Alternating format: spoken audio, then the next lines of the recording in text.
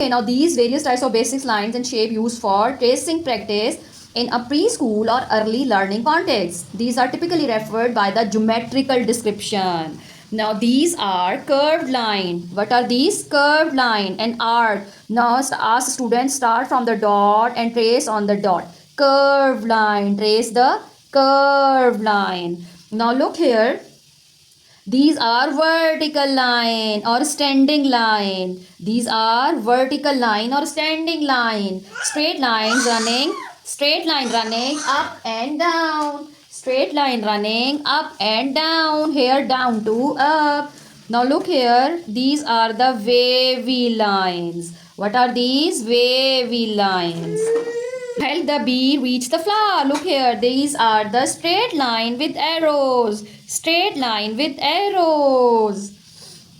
These are also a part of maze activity and very simple horizontal.